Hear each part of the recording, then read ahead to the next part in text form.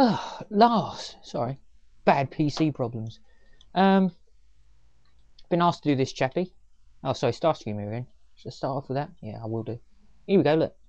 This is the Target Master one, okay? Don't have the original one, only got the Target Master one. Not there's a lot of variation between the two, I'll just show you that the only variation is he's got big fat hands for holding recoil. I think the chap's called recoil, okay? I'm not 100% certain. You see him? Always like the Target Masters, they're quite a nice little figure, aren't they? They don't do anything, but they display quite nicely, but there you go. So there you go, and the difference being is for the Target Master Cup, other than the bigger hands, is the hole in this back piece here. I don't know what you'd call it. Looks like a boot now, doesn't it? So that's the only difference between the standard one and the obviously the Target Master one I've got here.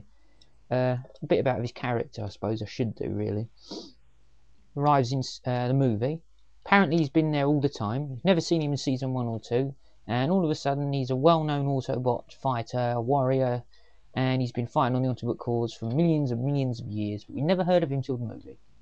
But that's with so many Transformers continuity, you just have to accept the ways there. He has quite a well-developed character in season 3. He's good in the movie actually. He helps Hot Rod out, and it's a fascination with the Japanese between having Hot Rod, Cup, and Blur always together. They're like the Three Musketeers. They're never parted. And the fascination with the Japanese and the Americans for that type of camaraderie, I'm not quite sure why. I was never that keen on them.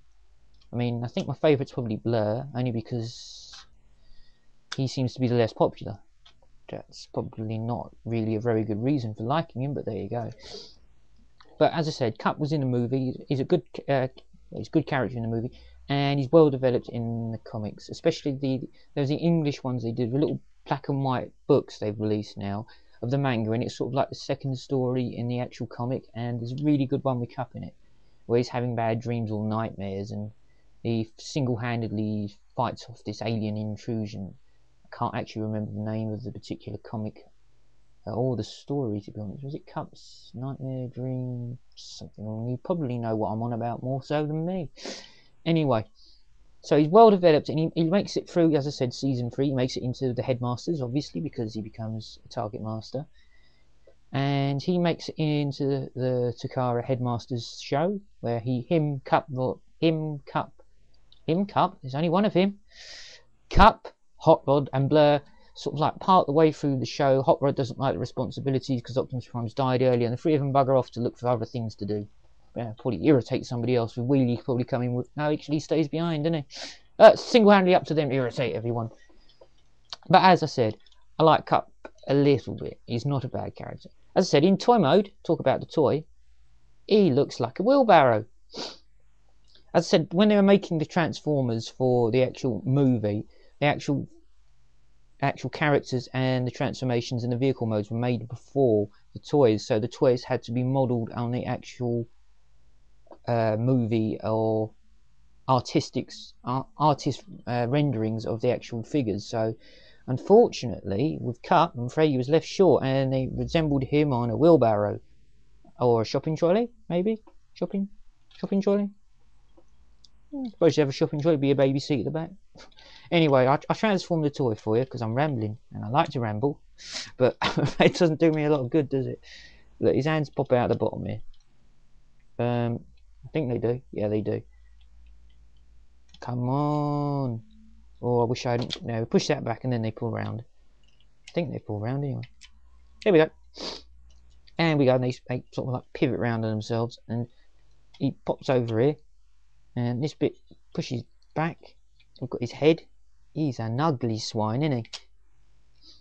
It's a bit of a miserable git, actually. There we go. I suppose it's fair enough that if it's a character, we kind of keep it. Push his legs together. You didn't see that, but I knew it was there.